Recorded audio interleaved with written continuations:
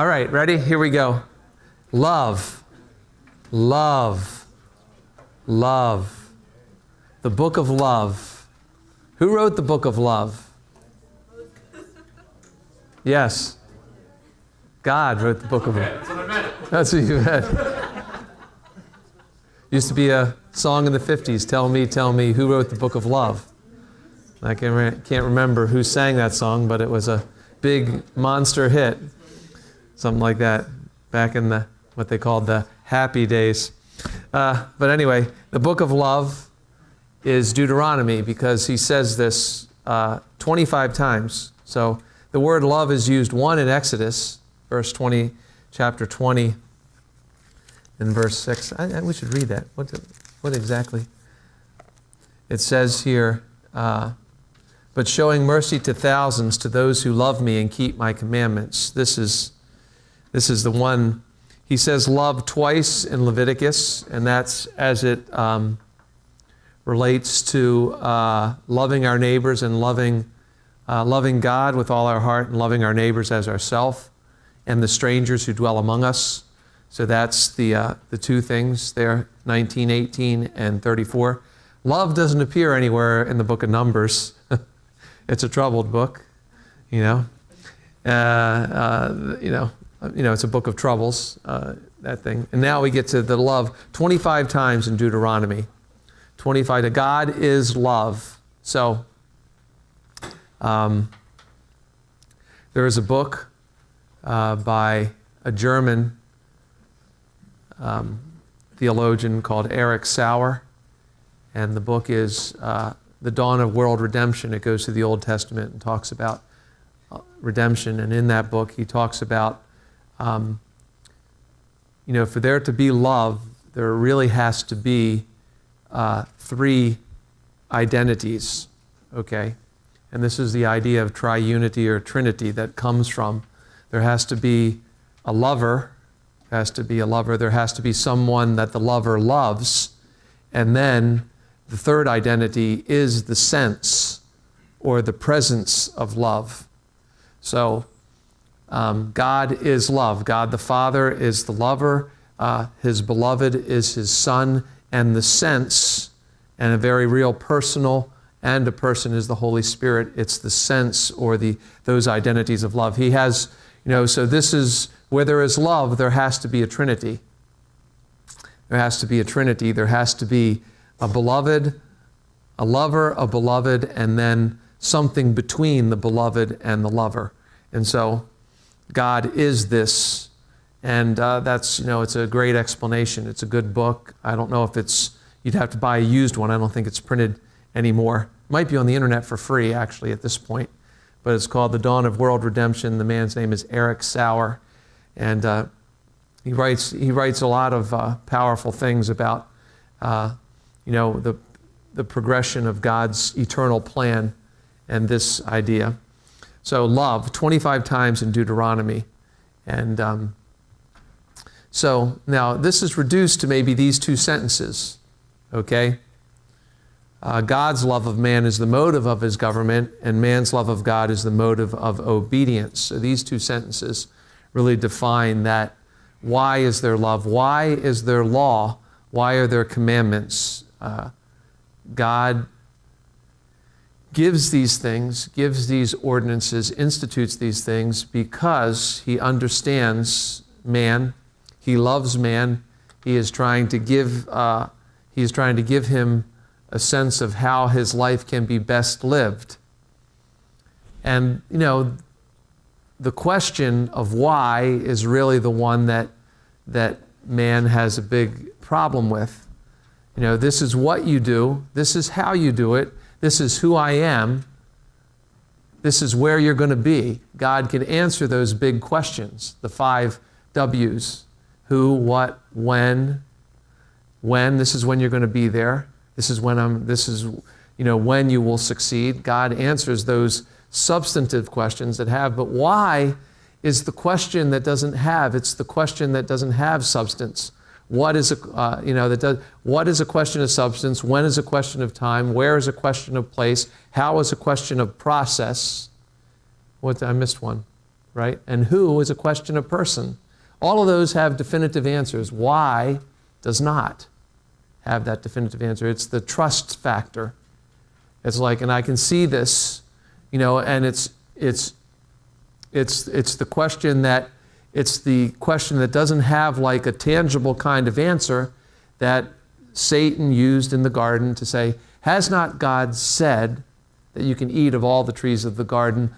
Why is this one not allowed? And there is no reason. It's good for food. It's like all the other trees. It's good to look at. Why?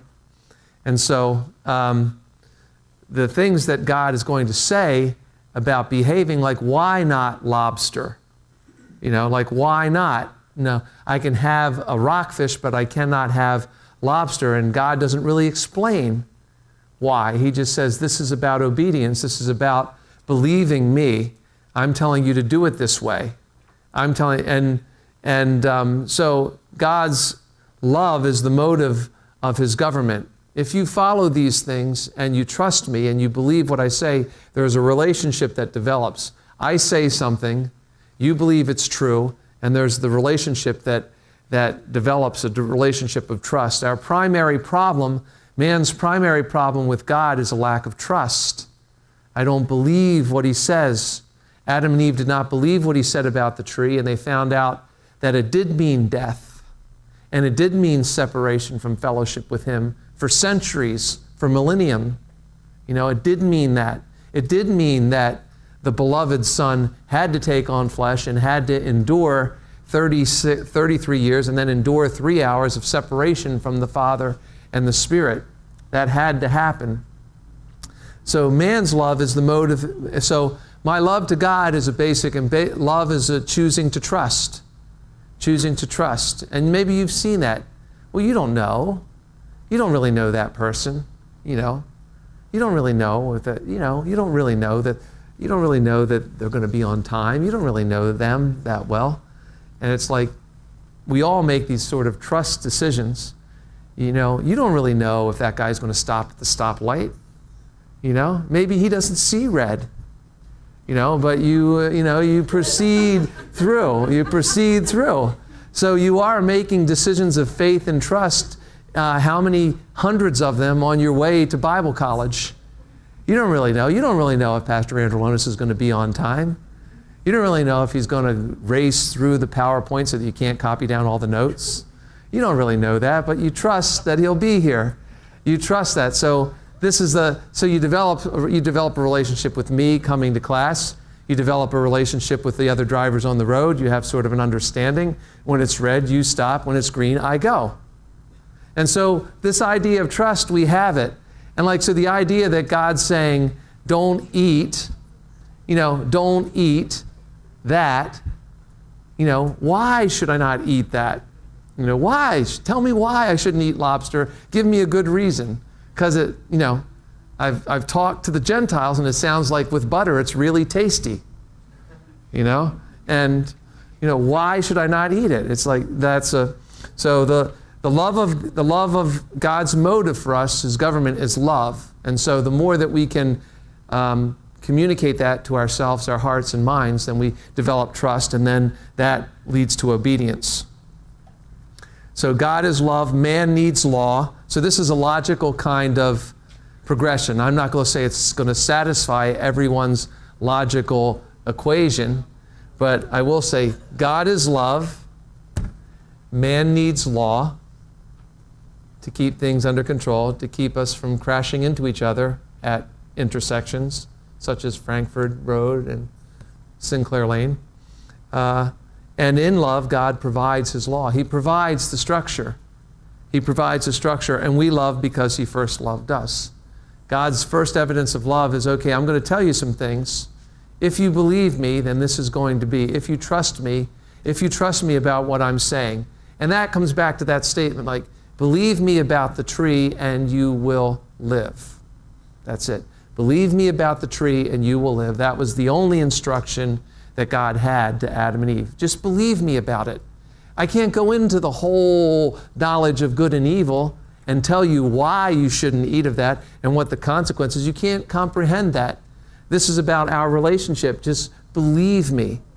Just believe me about the tree. And now God is saying this again to this group of people. There's millions of you, and you're going to keep multiplying like this because that's the way you are. And God, I have promised that to your fathers, Abraham, Isaac, and Jacob. You're going to be like the sands of the seashore. That's the way you're going to be like the stars in the sky. That's what it's supposed to be like for you. You're going to need some direction. Just believe me about it. And Moses, God is love. He's giving these things. We love because he first loved us. He first loved us enough to give us the structure for our humanity to live in. If we trust that, then we love him back. It's really that simple. It's not that subjective. It's very objective. It's very objective. I'm giving you this because I know what I made and I know what you can get into. And if you believe me about this, then life between us is going to be amazing, and you're going to be closer and closer and closer to me. Closer and closer to me. And the trust, you know how that happens. The more you trust somebody, the better it is. The better the relationship is. Okay. Next. Hear, love, remember. How are we going to learn love? If we listen. Listen. It's like just listen to me, God is saying. So let's go to this part in Deuteronomy 10. It's like a real compact declaration. And now, Israel, what does God require of you? What does he require of you? But to fear the Lord your God, to walk in all his ways, and to love him, to serve the Lord your God with all your heart, with all your soul, and to keep the commandments of the Lord and his statute, which I command you today for your good. This is it. Indeed, heaven and the highest heavens belong to the Lord your God, also the earth with all that is in it.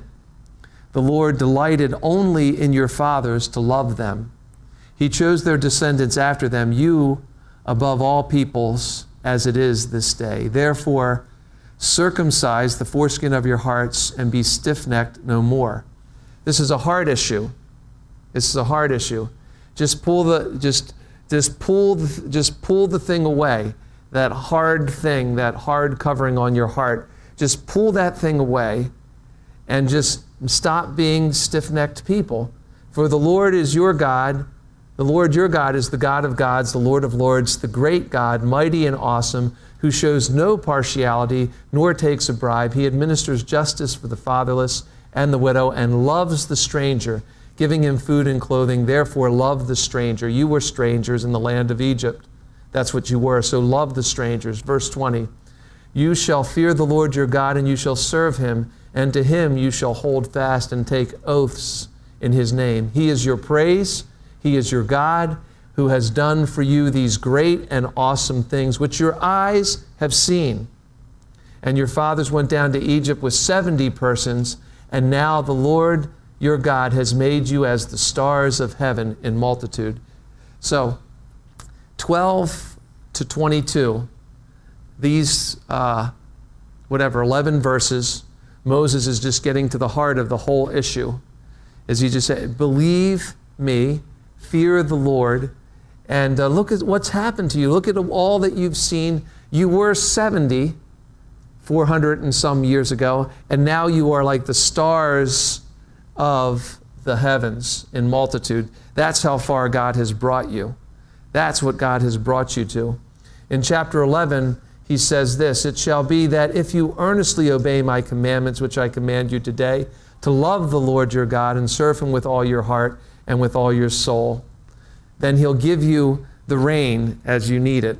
Verse 22, for if you carefully keep all these commandments which I command you to do, to love the Lord your God, to walk in all his ways, and to hold fast in him, then the Lord will drive out all these nations from before you. So this is, he's saying these things again. Verse 3 of chapter 13, you shall not listen to the words of the prophet or that dreamer of dreams, for the Lord your God is testing you to know whether you love the Lord your God with all your heart, with all your soul. So this is the thing. If there's someone who dreams dreams and says, let's go after other gods, you are to ignore him. And then Deuteronomy 19:9 says, walk always in the ways of God. Walk always in the ways of God because of your love for Him. And God will add to you. So hear, O Israel, the Lord thy God is one God. Hear, that's the first thing. That hearing from God, listening to Him, believing what He says, that will build that love relationship, and remember where you've come from, what God has brought you out of, what was Jacob's group of people and what you are now. Joseph went down, Jacob joined him with the rest of the family, 70 to these millions. And what can you say about this? And it's good, it should be compelling evidence to these people that God is with them. It should be. It should be. But, Moses sort of, understands what he's seen for 40 years. Fool me. You can't fool me. I know what you're like. I'm just going to tell you. He said, there's something on your heart. There's something you need to do on the inside. And that's really the essence of it. It's like all these commandments are really important for general society life. It's like you need this because people are wicked and they're going to take advantage of people. So you have to have this structure. That's fine. But really, if you want to get to the heart of the issue, your heart has got to be right. If you want to get to the main thing, it's your heart has got to be right with me. It's got to be open. It's got to be ready. There's got to be trust there. You got to believe what I say. God is saying there's not a, just because I say it. Some things there's no capacity in you for you. How much time do you have? I think that's what eternity will be like. We'll just say, okay, Lord, now it's time to answer all of our whys. Because we can handle it now. Because there's no jealousy and there's no comparison and everything. We can sit back. We got time. It's like the sun never goes down anymore and your presence is everywhere. Come on. Now tell us why. Why did you say the things that you said? But that's not for now. Anyway. All right. Love in the land. Okay, Deuteronomy 12 is important. Now this is instructions. These are instructions that Moses tells people right away. These statutes and judgments which you shall be careful to observe in the land which the Lord your God, your fathers, is giving you to possess all the days that you live in the land. Now these are the things that he's saying. Now these are three things. Okay, one, hear me. That's the first thing. Listen to me and don't get entangled in things that you shouldn't be entangled with. Marrying those women that are not of your family, they'll take your heart away. Men, they will. It's all through the Bible. Jezebel, Delilah, just read that about, Samson and Delilah. Before Delilah, there was a couple other women that had Samson on the ropes. Delilah just got his head shaved, Samson had that issue the whole time. And yet it says, the Spirit of the Lord came upon him. The Spirit of the Lord came upon him. But he was a carnal kind of wicked kind of person otherwise. Well, so are these stiff-necked people. And God gives them instruction. Look, there's going to be some things that you see there, really awesome figures, idols and things like that. And you're going to be tempted to say, this is what God is like. And this is what we should be bowing down to, but don't do it. Don't avoid the temptation of the false practices and the false gods. And then and if you would do that, if you don't get entangled in that, then the power to enjoy what you have is going to be amazing. So this whole chapter, 28 verses in this chapter, or 32 verses, I'm sorry, in this chapter, it's really setting up like it's telling you, okay, look, these are the things that you stay away from. And that's pretty much the way communication goes, right? When you learn how to drive a car, it tells you to put your seatbelt on. It tells you all these kind of things. When you learn how to drive a car, these kind of things, stop signs, all that. Why can't I just go and, and that's the thing, the things that are going to entangle you, avoid this. And then the next part is the enjoyment, the promise of safety, the promise of rest, the promise of blessing. If you believe this, if you believe me about this, then this is coming. And if you enjoy this, then what happens to enjoyment? Then things get bigger. It's like things get bigger. Like if you can avoid these, it's like we get it all backwards. It thinks like, well, if I'm too narrow, like I'm not going to be any earthly good. You ever heard that? If you're too heavenly minded, you're not any earthly good. If I'm too narrow, like I'm not going to be big, you know? And God is saying, if you're narrow, then you'll have a joy that other people don't have, and then you will be big. You will be bigger in the right way. And that's what he's saying. Entanglement, this is what to avoid. If you avoid these things, there's a lot of joy. There's a lot of things to enjoy here. Food, that's a lot of it. Milk and honey, that kind of thing. And then after that, there's an enlargement. As you're enjoying this, you're gonna have kids and kids and kids, and you're gonna have to get bigger. And there'll be an enlargement of the land to be taken by these right decisions. So that's the process in a nutshell. This is the meat of the instruction to Israel. Go in, do what I say, avoid what I tell you to avoid, enjoy the land, and just watch me fill it with you. And then watch the rest of the world look at you and say, can we be your friends? Can we be the friend of your God? Is that possible? And this is really the mission of Israel, and always has been. The mission of Israel has not been to set it apart as some sort of exclusive, generic, exclusive genetic people group that's special. They were selected for blessing for the entire world, for all the peoples of the world, not just for themselves. So, all right, and then there's the revelation of the future. The near future, when you go in, you're going to be blessings for obedience and curses for disobedience. But then in the distant future, there's going to be the request for a king. He sees it. Moses is given this instruction, and he sees it. And he says, you're going to want to, at some point, you're going to see other nations and wonder why they are in seemingly better situations than you are. And you're going to want a king. And it's going to happen. It's going to end. And then there's the captivity and dispersion into all the world. And then the final part of it, but don't worry or don't give up hope, in other words, but there will be a return of the people to the land. So you're going to go into this land, you're going to have it, but there's going to be some problems for you. You are going to be entangled. And Moses just tells him this is the way it's going to be. He tells him this is how you're going to live, this is the kind of decisions you're going to make, and this is going to be the result of it. The kings are going to be a certain way, and they're going to treat you a certain way, and you're going to wind up prisoners of war one day, because you did not want to live under my canopy. You rather would have had the kind of canopy that the world would give you, and what you see in the world, that's better. The grass is greener over there. Grass is greener in that country. Why can't we have that? If we had a king, we would have green grass. And that's the way Israel will become as we watch their history unfold.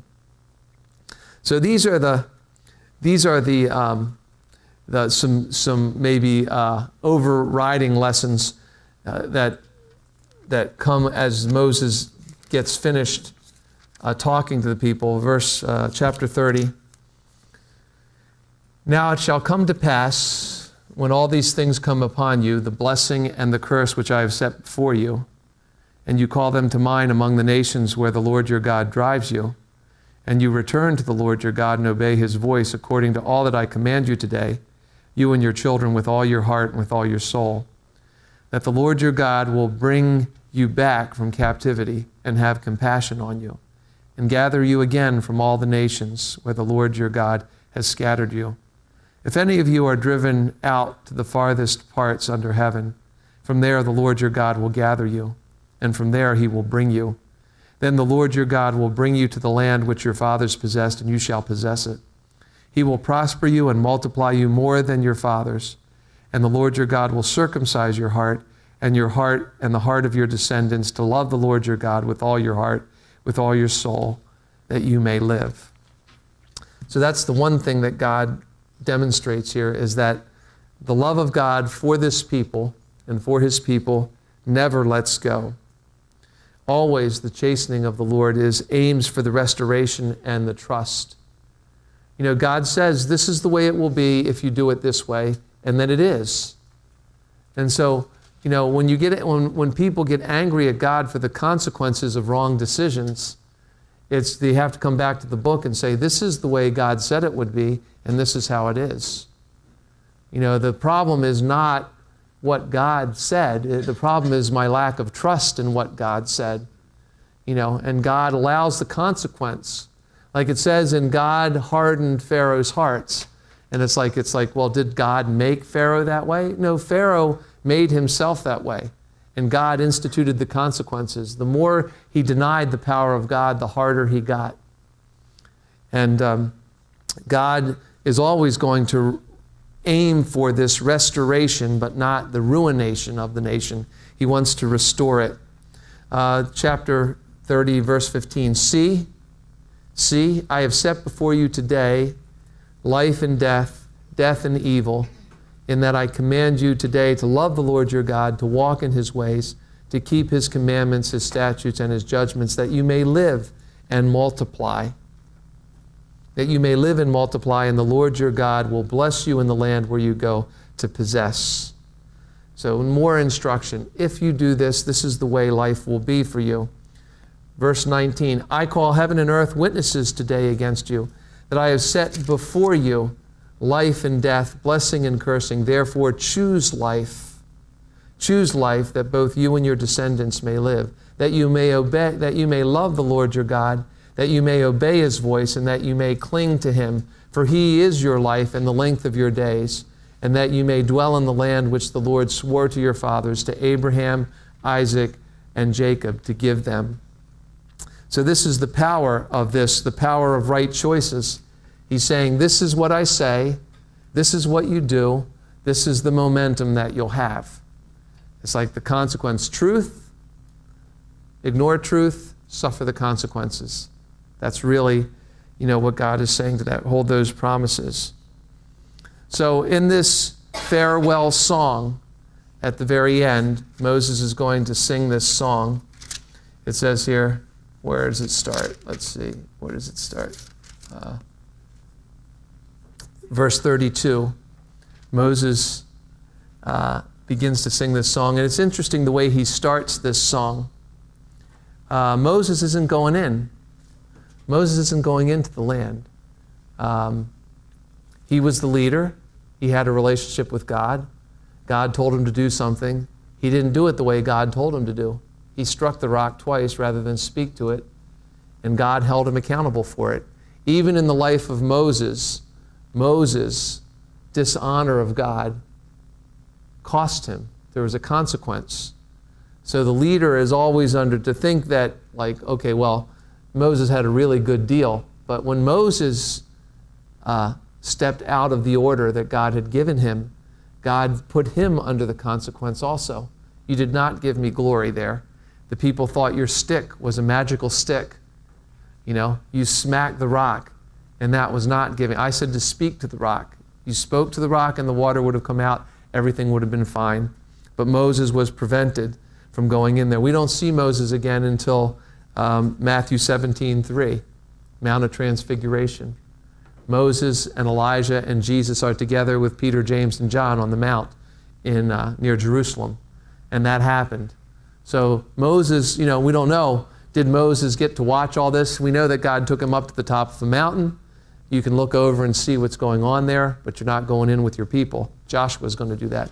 But, years later, decades later, centuries later, thousands of years later, Matthew 17:3, Moses does come in to this mount with Jesus, talking about what's going to happen to Jesus. So we don't see him again after he sings this song. And I think it's kind of interesting the way the song starts.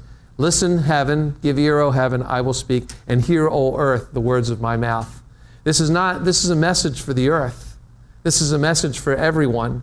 Let my teaching drop as rain and my speech distill as dew. Let it sink in. Let these things sink in. Let this song sink into your heart.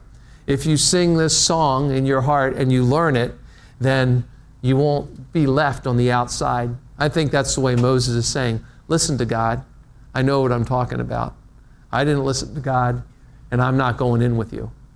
And there was a point when I kept asking God if he would let me in, and God told me to shut up and not talk to him about it anymore. Really, speak to me no more about this matter. You're not going in. And God did not get sentimental with Moses and say, Moses had to tell the people, look, I disobeyed God. I went up with God. I brought the stones down. I brought everything down that you live by. All the words of God, I brought them to you. But the word that God told me, I didn't believe it one time, and it cost me. Moses himself was an object lesson to Israel. Listen to God. Listen to God. And it might seem like a small thing that I'm not going over there, but remember, it's been 40 years with you people, and it would have been really nice to march into that land with you. I can't do it. God's not letting me. He told me not to bring it up anymore. So I'm going to get to see it, I'm going to die, and you're going in. But you got to believe God, because I know. It wasn't like that. That's the thing about Moses. What he's saying, he knows what he's talking about. He knows if you do not listen and obey God, then there is a consequence. And I'm suffering mine. Don't suffer these other ones. God has told you this is the way it's going to be. Believe him. God told me this is the way it's going to be. I believe him. I'm going to go up and I'm going to die. I'm going to be buried somewhere no one knows where. But anyway.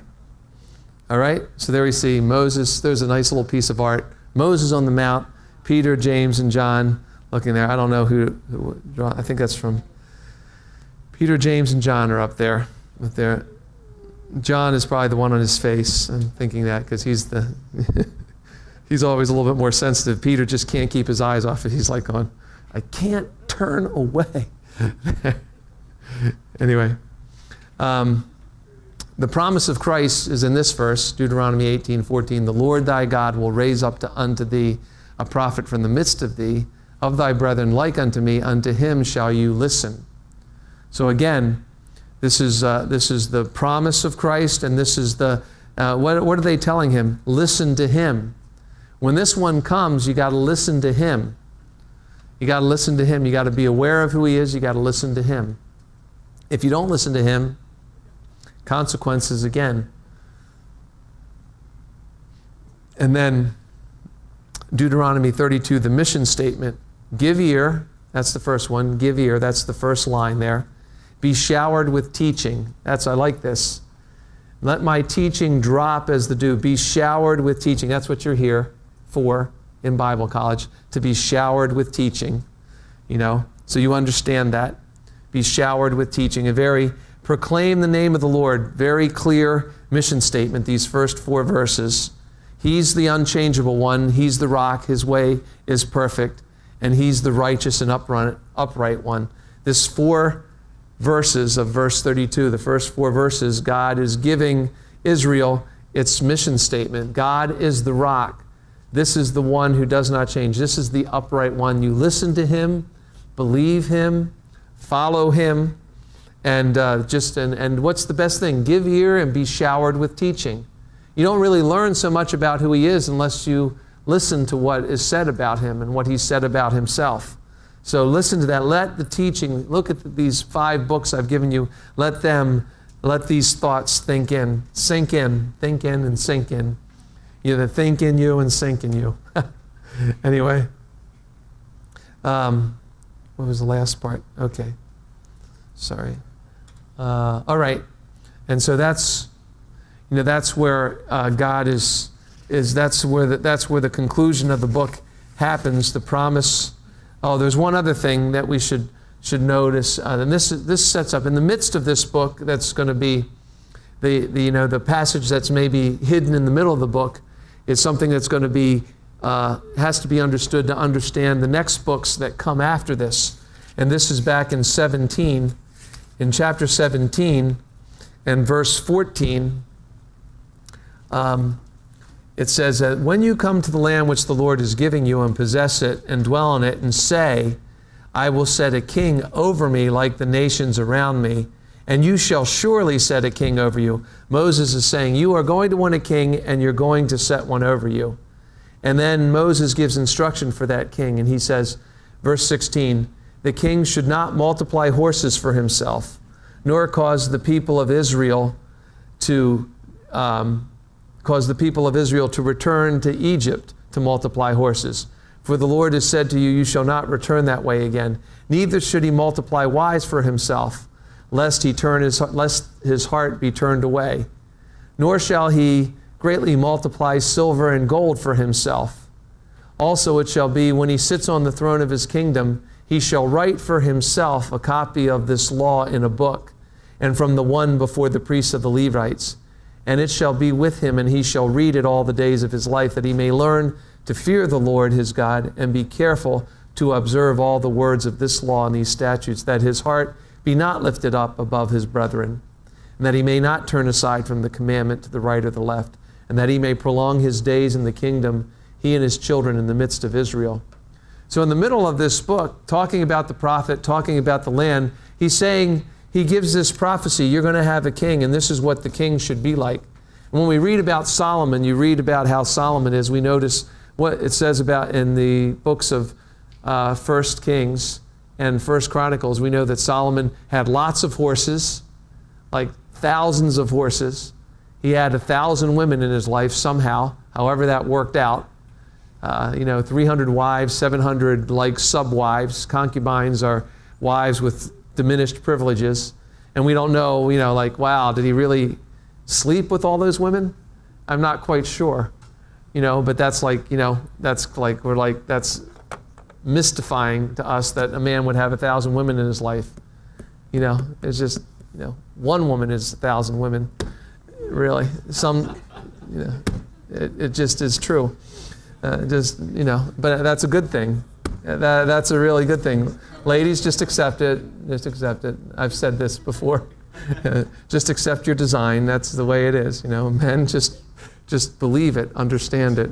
It'll be a lot easier for you.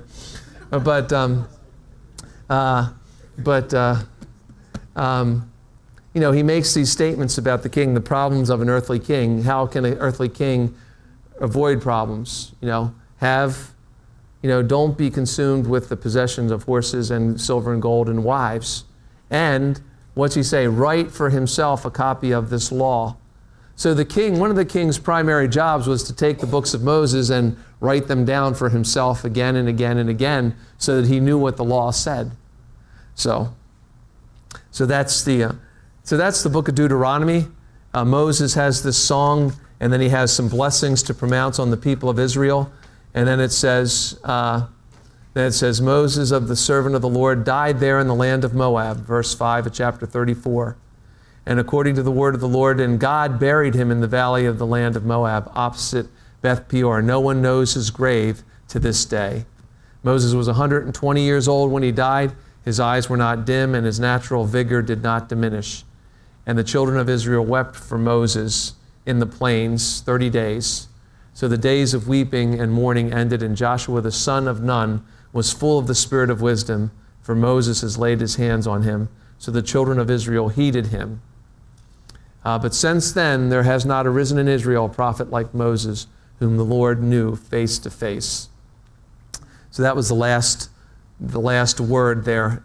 Obviously, these last words are probably attached on by somebody. Moses wrote the book. 34 of the blessings on all the tribes are there, and then it speaks of Moses going up to Mount Nebo to the top of Pisgah, and he looked across and he saw it, and then God took him home. And that was the end of the life of Moses, and now we get to a different segment of the Bible. We get to the books of history, and God has set up who his leader is. Now, we'll take a few minutes to go over these things, just to, these books of history, they are detailed, but there's a preparation that's happening. There's a preparation for the coming of Christ. The history prepares the nation for the person of Christ. Now, Israel is going to learn something over its history about the multitude of gods and just how many, gods there are. And so the concept of God sending his son, who is equal to God, is not something that God is going to do until Israel understands that there is only one God. And Israel is not going to understand that until they learn this the hard way. Israel's not going to learn it the easy way. They're not going to believe God for the land. They're not going to drive the people out of the land. They are not going to destroy all the idols of the land. They're going to intermarry with the people. They are going to start worshiping some of their idols, and they're not going to believe what God said. And so it takes this time frame until God really shows Israel that there is only one God worth worshiping, until they really learn this and recognize it by seeing the the polytheistic, the empires of multiple gods. When they watch them collapse again and again and again, then the time is right for Jesus Christ to come. Because the concept of God being, Father, Son, and Spirit is like, that's still a problem for, people. It's still an issue for people. They can't get their mind around it, how like the Father, Son, and the Spirit could all be one and different at the same time. They can't understand it. It sounds to them like polytheism. And so the Muslims, Islam says it's polytheism, and we are people of one God, and that God's name is Allah and Muhammad is his prophet. There's one God. And that when we talk about Jesus as being the Son of God and the Spirit, they're saying you are multiplying gods. And, Israel lived in this culture and wandered through this culture of seeing all these gods. And again, God destroyed these cultures that had the multiple idols. And so if you're wondering why like a nation or nations begin to start crumbling, it is this thing. They become idolaters. And it's just that the gods that they worship are no longer like sitting on a shelf, unless it's an Oscar, as we saw, because it looks just like one of the gods. Okay, we'll go through this real quick and take one more break. So Joshua, this is just sort of a synopsis, just telling you what's coming. Joshua is Israel's history and its program in possessing the territory God promised them. In Judges, we see a process of disobedience, and there's 7 cycles there. We see Israel disobedient. He raises up a man to speak for God. They're delivered. There's some peace. And then again, Israel will go into these cycles of being oppressed by foreign powers. Ruth, in the midst of this, highlights 2 people who are blessed, who are devoted to the purpose of God and devoted to Him. And we see the mission of Israel, which is to be a light to the Gentiles, because Ruth is from a nation that Israel should not marry into. But she comes into the picture, and she comes into the whole picture because she's a part of David's family, and then she's a part of Jesus's family tree. So we'll see that Judges and Ruth, they happen at a similar time frame that's the same. And then we'll see God raise up a man like Samuel. A woman will pray, Samuel will come, and then there will be a stabilization. A king will be named. Saul, David, there will be Saul, and then there will be David, an amazing time, and then there will be the glorious time under Solomon when Israel will become all that it's supposed to be, the richest, most powerful nation, people from all over the world recognizing it, and then from that point, all downhill. So when we get to 1 Kings, the first 10 chapters are the glory days, and this is really what Israel is waiting for. They're waiting for this thing. Again, all downhill from that point on. Division in the latter part of 1 Kings, deterioration in 2 Kings, deportation. They'll go into another place at the end of 2 Kings. So that'll be all told. So the kings, 1st and 2nd Kings, I don't know if I said this last week, 1st and 2nd Kings were written by prophets. So you get all the stories, all the dirty details about Bathsheba and about Solomon and all these things. So the prophets tell it like it is.